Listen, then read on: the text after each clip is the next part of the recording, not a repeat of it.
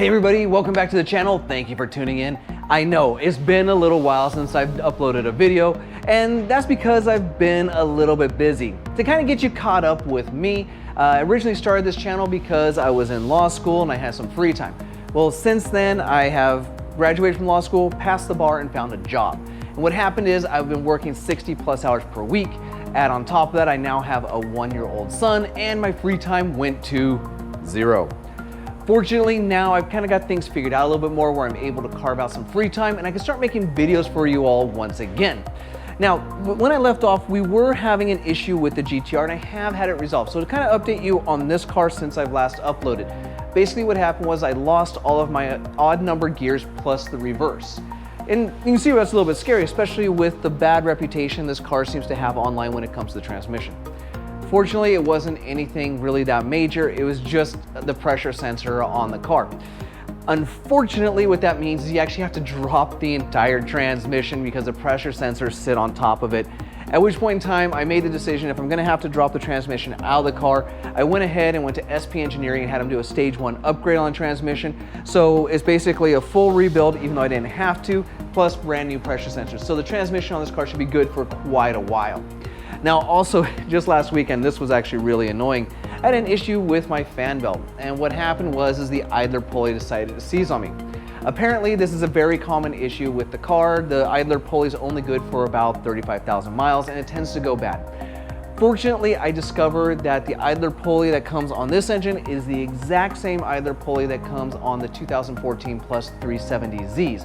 So if you get that idler pulley, it has the exact same part number, it's the exact same size, I already have it on the car and it works, but you're gonna save yourself about 20 to 50 bucks buying a 370Z part versus a GTR part.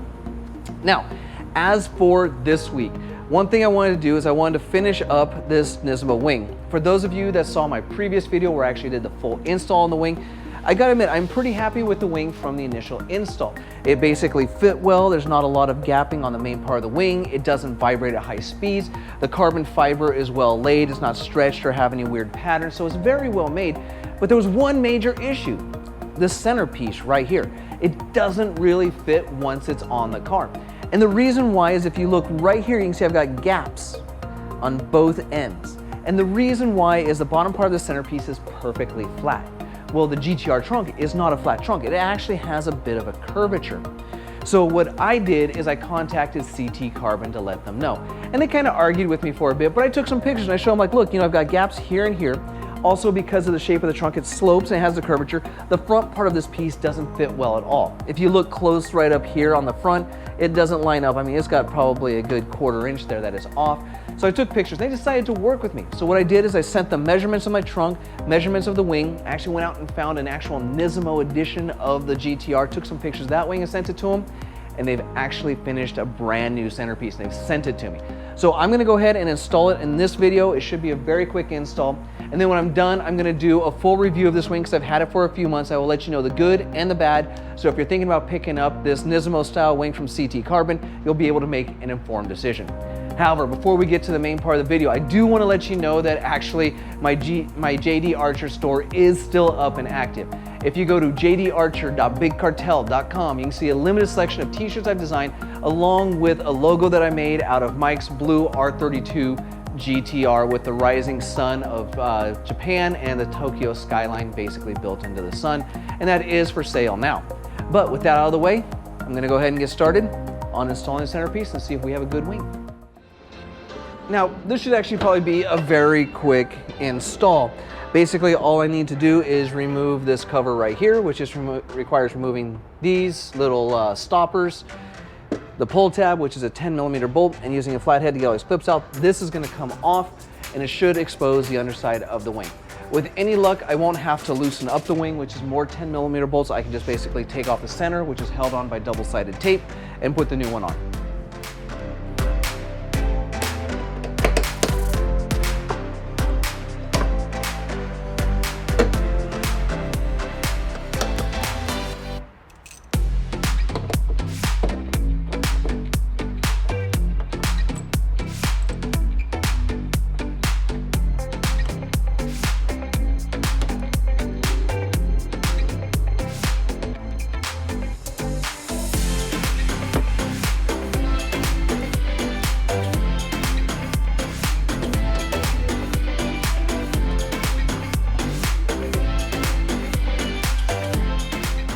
Now this is the scary part. Those all come off very easy. This one right here, you do have to pop loose the trunk release. You just kind of got to commit to it.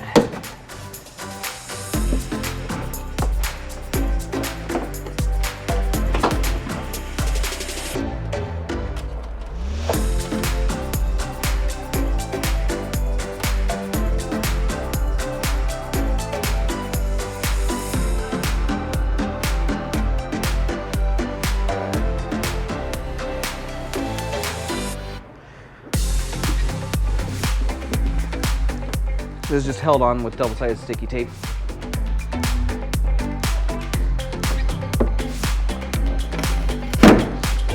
There we go. Oh, that's the original one. Now see what I was talking about where the bottom here is perfectly flat? That's why it doesn't really work. So the new one, which I've just gotten from CT Carbon, has a bit of a curvature. It's not a huge curvature, but hopefully it's enough to make a difference. So we're just gonna kind of do a dry fit right now and see what it looks like before I commit to everything.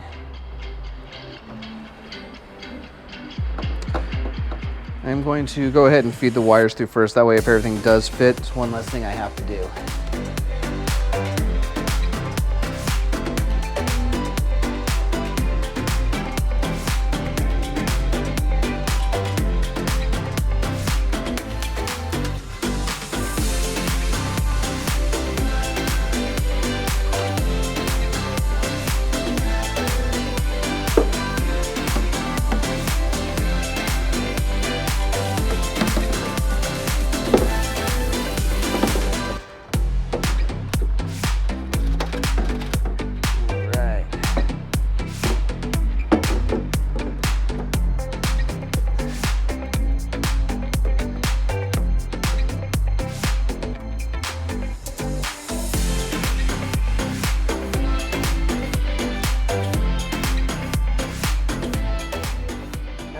So taking a look at it, slightly better than the one I had, but it is still a no-go. So I'm gonna go ahead and use this new one because, well, it's new and it fits a little bit better, but it's still doesn't have enough curvature on the bottom. So I'll go ahead and install the tape and rewire it up and contact CT and let them know that this still doesn't fit quite right.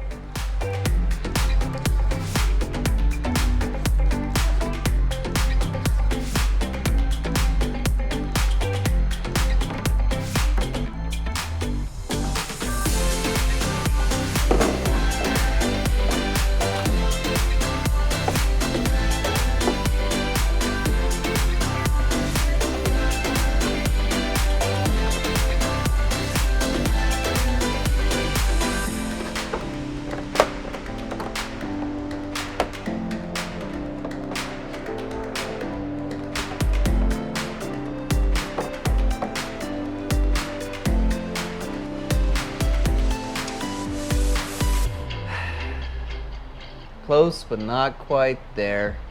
I think they can do better.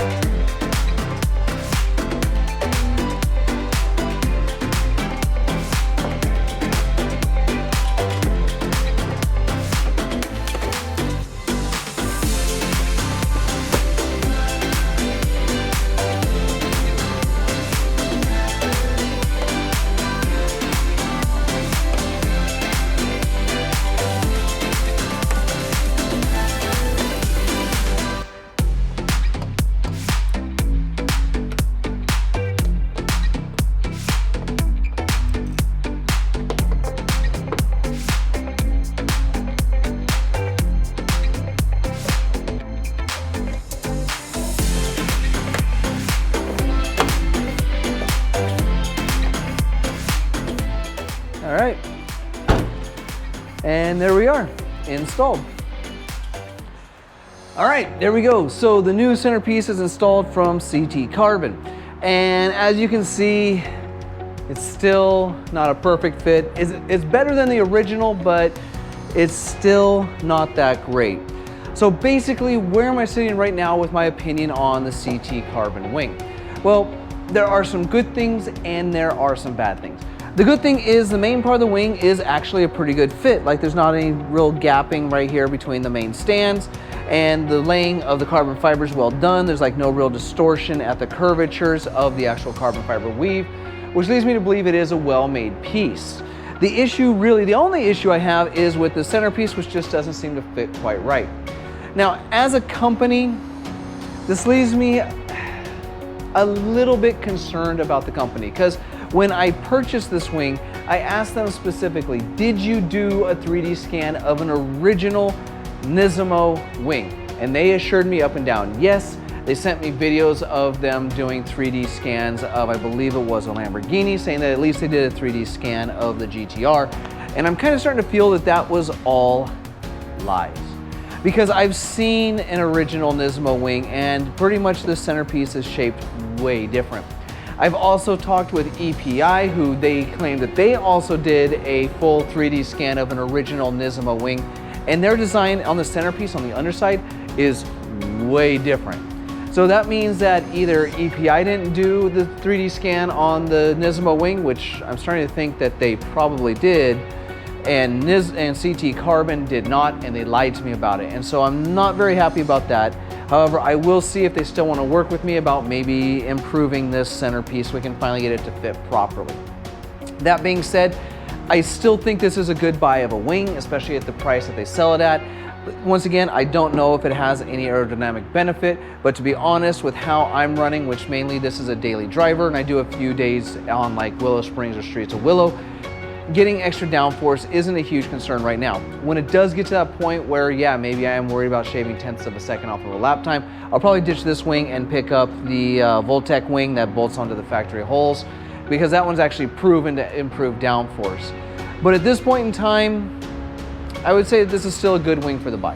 I would really love to basically meet up with EPI and compare this wing with one of theirs. So if any of you out there has a contact with EPI, maybe you want to send them an email, let them know I'd love to come out because I'm kind of in the area. I would love to take a look at their operation. I'd love to take a look at their wing and compare it to the CT Carbon wing so I can let you know which one's the best on the market. My money's going to be on the EPI because that wing goes for about $3 grand, where this one goes for about $1,800. So there is a difference in price. So the question for you is, do you want to spend the extra money and get the EPI wing, which in theory is supposed to be a better wing? I haven't seen it, so I don't know in person. Or do you want to spend the $1,800 and get the CT Carbon wing, which is a perfectly fine wing. It's just you have to basically settle with the fact that either you're going to run without the centerpiece, which some people do, or the centerpiece is just not going to fit properly. Either way, I hope you enjoyed this video. If you did, go hit that thumbs up button to let me know. It does help the channel a lot. If you want to see more automotive, particularly GTR content in the future, don't forget to subscribe to the channel. Now, I will let you know there is a surprise coming up next week. Mike, PXDN Ninja, you've seen him on the channel a few times. He has that blue R35 GTR. He just picked up a new car, and it's one that you're probably gonna be really excited about, so I'll be debuting that next week. But all that aside, I hope you enjoyed the video, and until next time, forget everything else, focus on the finish line.